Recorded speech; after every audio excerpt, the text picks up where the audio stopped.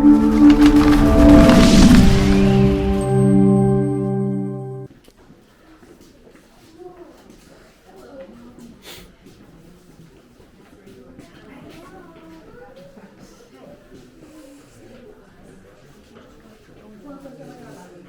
guide and training. Tour guide and training.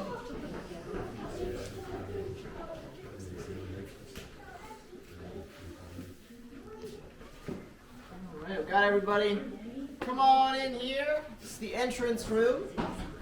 Welcome to the cave, everyone. My name is Sean. I will be your tour guide today. Just a few rules before we go into the cave. There's no eating, drinking, smoking, or vaping inside of the cave. If you have anything you want to throw out, we do have a trash can off to the side here. The most important rule is you can't touch into the formations inside of the cave, but you are welcome to take photos. So flash photography is allowed. Feel free to take as many photos as you'd like. The only thing being, of course, we don't have any Wi-Fi inside of the cave. So you'll be without that for about 45 minutes. You can be all right. You'll survive. The cave is 54 degrees. You're going to feel the temperature drop as soon as we go down the stairs behind me here. Some of the stairs are a little slippery inside of the cave, so you do want to watch your step. We do have metal hand railings for you to hold on to. And that's really it. So you can't touch the formations, but other than that, you're welcome to get as close up to them as you'd like. Again, my name is Sean. If you have any other questions during this part of the tour, feel free to ask. There's no such thing as a dumb question, just a dumb answer. Hopefully I have none of those for you today. All right, we ready? Excellent. You can follow me to the first room.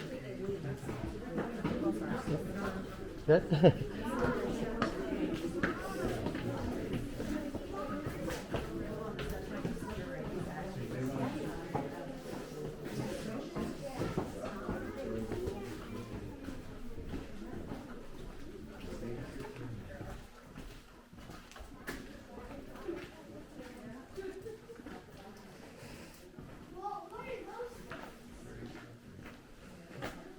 So do you got that?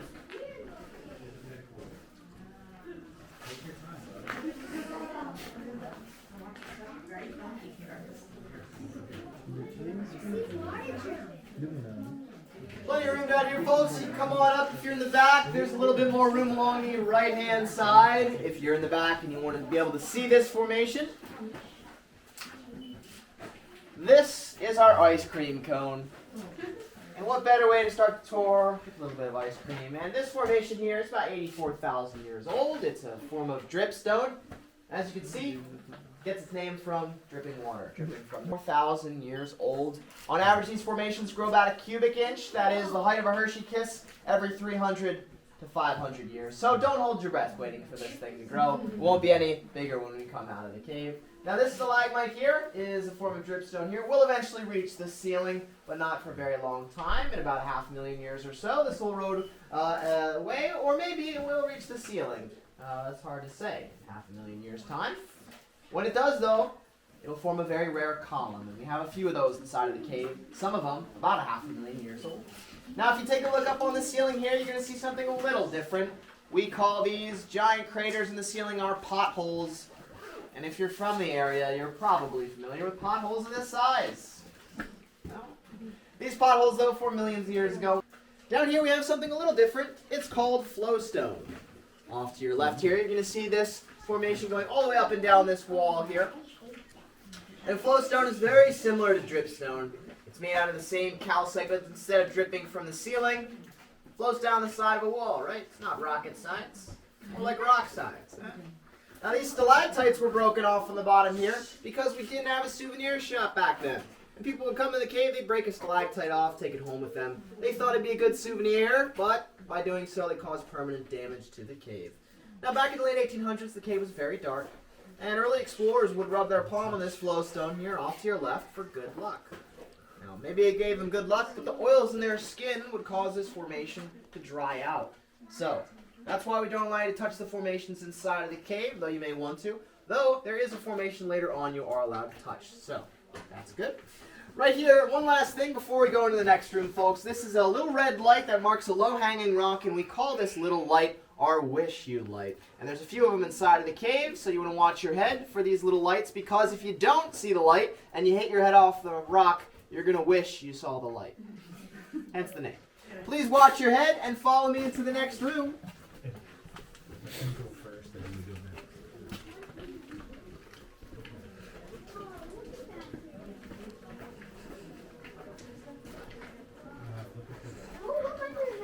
on YouTube?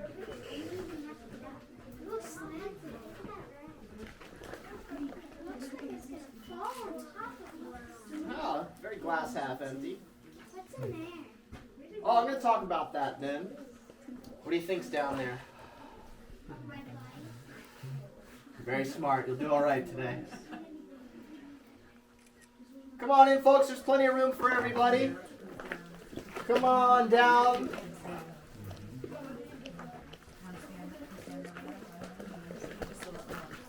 Whoa.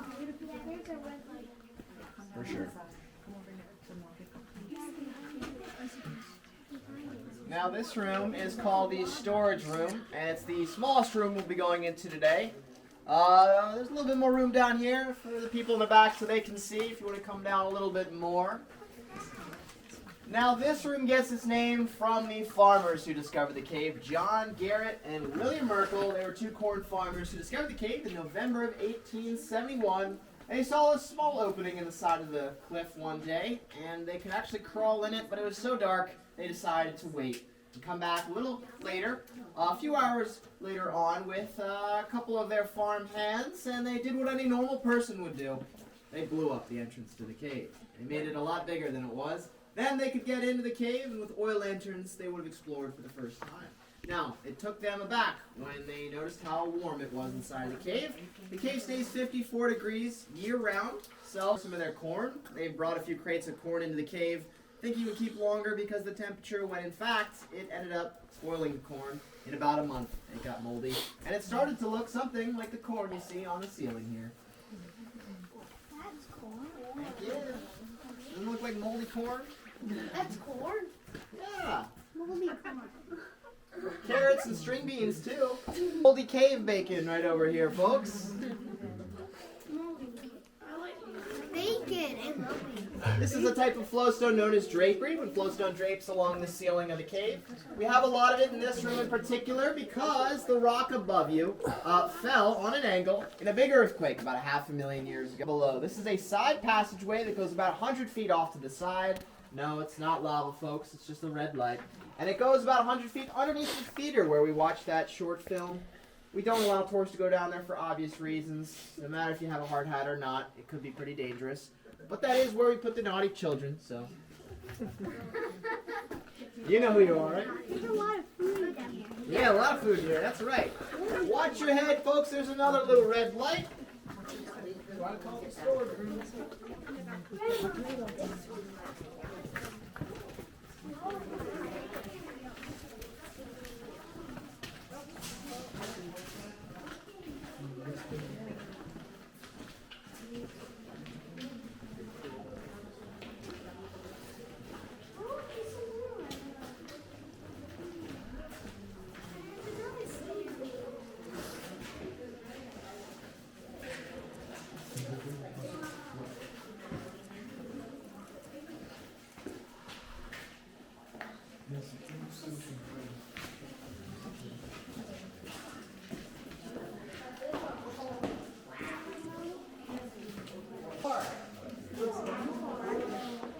This room is called the Crystal Ballroom, and it gets its name from the crystals inside of this room. As well as the fact it serves as a ballroom for most of the cave's history. And then, you know what, back in the 1800s, I bet this is some pretty good air conditioning, wouldn't you say? They paid about 25 cents for a tour back then.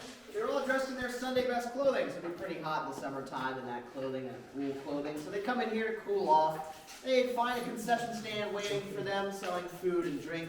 They'd have some live entertainment in the back corner over here. And we've had a few parties over the years, a few weddings as well. The first wedding was in 1919. The bride and groom who got married inside a cave were the first couple to be married inside a show cave in Pennsylvania. It was a big deal at the time. There was over 100 people in attendance for that wedding. Now the bride wanted a grand piano to be played. She wanted the Bride of March to be played on a 1,000-pound grand piano that had to be brought up that hill you climb on your way to get up to the cave. Four lucky grown men were paid 25 cents a piece to hike that piano up here. Yeah, they couldn't even keep it here because of the moisture, so they took it right back out. The last wedding we had inside the cave was between two Crystal Cave employees. They met at the cave, they fell in love. They wanted to get married here, the place where they bonded over their mutual love for giving tours. So they went to management and they asked nicely. Management, however, said no. That's because a few years prior to that we had a wedding that got a little bit out of hand. They had some live music in here and people had a little bit too much to drink. You know what I mean? A lot of drinks on the rocks, right? They had a rock band in here. Yeah, you get it, right? Now that couple wanted to get married here very badly, so they decided to take matters in their own hands. And on Halloween night, they decided it was best to sneak into the cave and get married anyways. Now the owners didn't know about it, management didn't know about it. They snuck into the cave on Halloween night with about 40 of their friends and got married. All was going very well until a cop driving by saw about 40 cars in the parking lot, and he called up management, and the next day they no longer worked at the Crystal Cave. At least they have a good story to tell, right? Well, that couple split up a few years later, so we like to think that wedding was the start of their rocky relationship. Looks like melted cheese. We do have some crystals along this wall here. Hey, if you've got a helmet, you can come on over here, and you can help me light up this wall here. Now, all along this wall, you're going to see why the Crystal Cave is called the Crystal Cave. Take a look right here. Your helmets. All I need are a few oohs and ahs. Oh, don't touch. Just look. You can get as close up to the crystals as you like. Now, these crystals here were discovered by two corn farmers. Of course, John and William Merkel were the first people to see these crystals, and they thought they struck it rich. They thought they found diamonds. So they took a chunk off the wall, and they took it to Kutztown, to the local jeweler, to have these diamonds appraised. They put them in water to clean them off. The jeweler walked away. He came back a few hours later, and they were gone. Did they steal them? No. The crystals dissolved in water. They're worth about as much as the salt on your kitchen table. They didn't strike it rich, but they did sell the cave for $5,000. Sniff them, smell, whatever you like. You just can't touch them. Over here we have another type of crystal called an aragonite crystal. And you can check these out on your way up the stairs to the next part of the floor. Before we go up there, yesterday, half a million years ago we had this big earthquake. It was about 7.5 on the Richter scale. And luckily there were no doors inside of the cave at the time because it caused a few rocks like that one to drop and fall. Now geologists believe an earthquake of that magnitude occurs once in a million years here. So if it occurred half a million years ago, we should be good. So if anybody's worried about an earthquake occurring while we're in the cave, you have nothing to worry about. We should be good for quite a few years. In 2011, we had a small earthquake outside of Washington, D.C., similar to like the one in the area. There were tours inside the cave. There were about 100 people in there. And down at the gift shop, they saw things shaking on the shelves. They got pretty concerned about tours inside the cave, so they rushed up the hill and checked on tourists. People coming out of the cave were met by a big crowd, and everyone was asking them, were they okay? People inside the cave, you know what they said? What earthquake? They didn't feel a thing. And because we're about 125 people over here, we heard some people back there, traffic. See you go fishing out.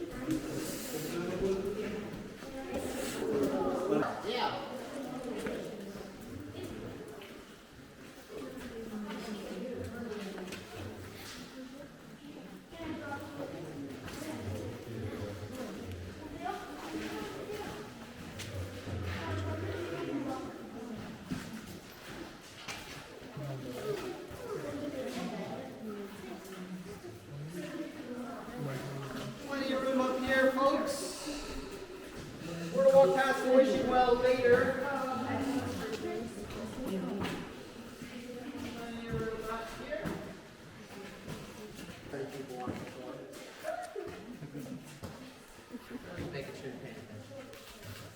up here so we can see the back half of the day. Yes, you are. Now, if you take a look back towards the front of the cave, you're going to see something a little different. We call it the totem pole. 14.5-foot long formation is the largest formation made out of calcite inside of all the Crystal Cave. And at the top of the totem pole, you might see some faces. I'll use my laser pointer now. You can see some faces there that sort of resemble faces in a Native American totem pole. Now off to the left here, you're going to see a curved stalactite. And scientists call this rare formation here a helictite, or a stalactite that grows sideways. We just call it E.T.'s finger. Maybe the Grinch's finger. Below E.T.'s finger is a small pool of water. That is actually the largest body of standing still water in the entire cave. It holds a whopping 3.5 quarts of water, just shy of a gallon. We call it Lake Inferior. And above Lake Inferior, there's a very lonely stalactite there. That little guy is responsible for all the water in Lake Inferior. A lot of work cut out for him. And he drips about every 5 to 10 minutes, but if you wait for it, you'll fall asleep.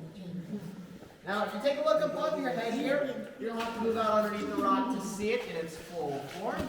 Is a trip on them. We don't want them growing back, which means if you touch them, they won't. So, with that in mind, you are welcome to touch these stalagmites. People usually wait until I turn my back to touch them, so go ahead.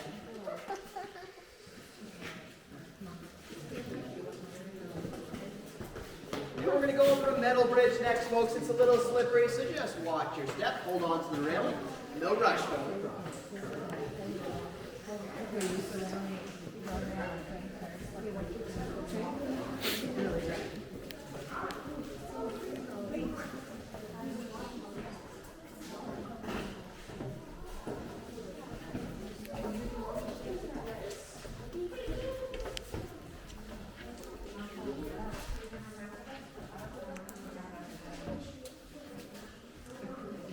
Yeah, I was here when I was little. I came as a kid too. I only remember one part. Really? I don't really remember. I remember that wall over there. Yeah. That's the way my brain works. It looks like a road of spikes right there. Yeah. I've heard lots of names for this. I remember with our picture. Isn't that so cool? Amazing. And Uncle Richard's been here.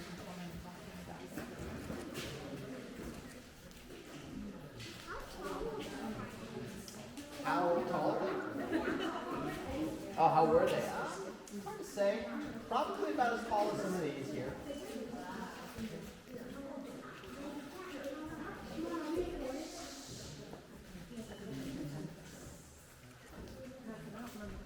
Now some of them are actually hollow on the inside. So like this one here is actually hollow. Oh, there's like that one. Alright, there's a little bit more room off to the side here, folks. For this next part of the tour, I want to make sure everyone's off the metal bridge. That's a laser. That is laser.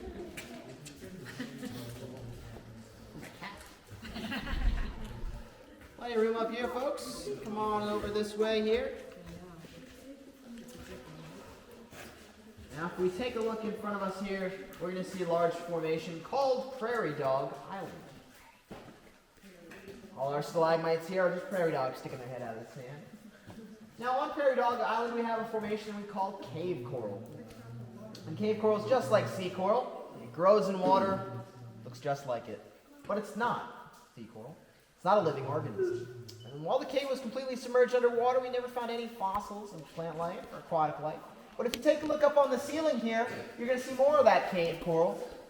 This shows us the cave at one time was 500,000 years ago, yeah, this would have been a waterfall. The water coming down allowed our corn to grow. One last thing here. If you take a look where my light is shining, you're going to see a stalagmite that's missing its top. You wanted to be buried with the cave. So, the stalagmite was cut off and put in his headstone. So, it's still there to this day. Pretty cool.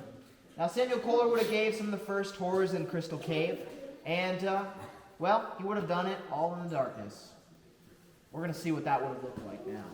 For this part of the tour, I'm going to turn off the lights in the cave. Here's the first set.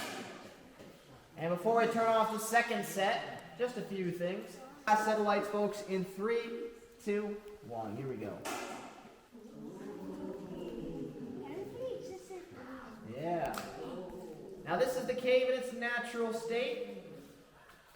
We all turn off our lights, it can get pretty dark inside the cave.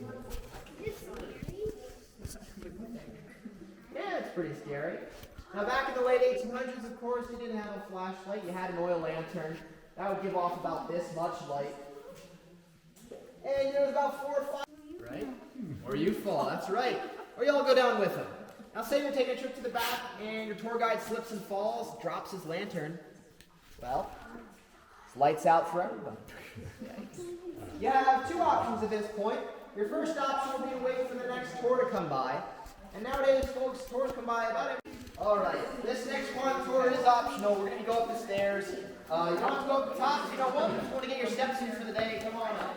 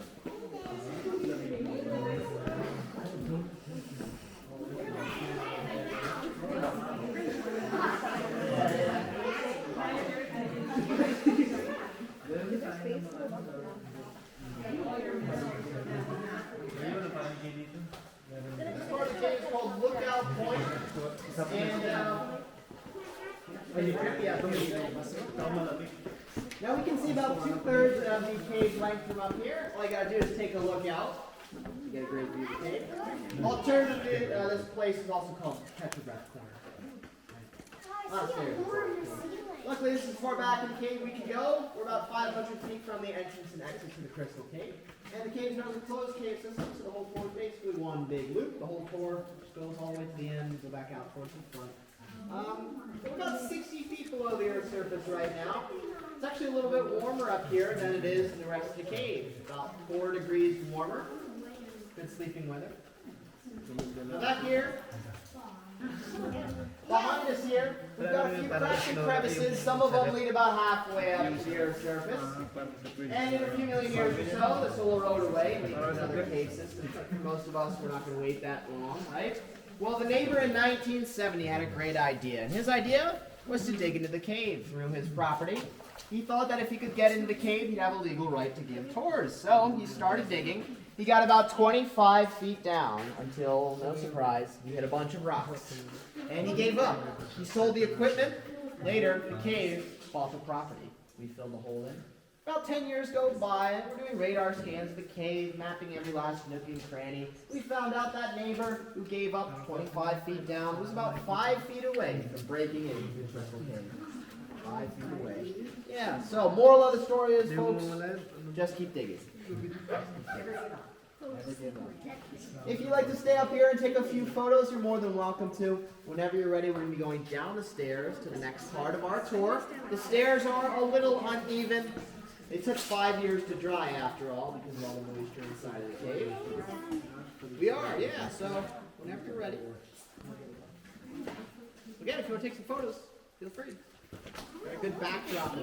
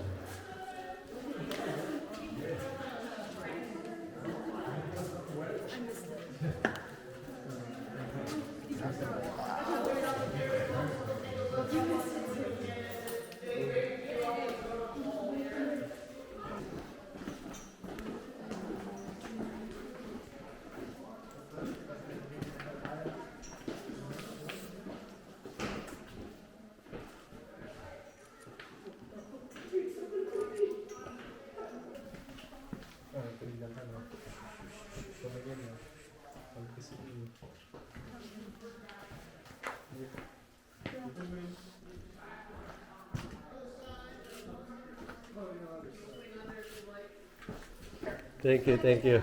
I've seen that on YouTube. Yeah, yeah. Thank you. All right, take Thank care, you, Alex. thank you.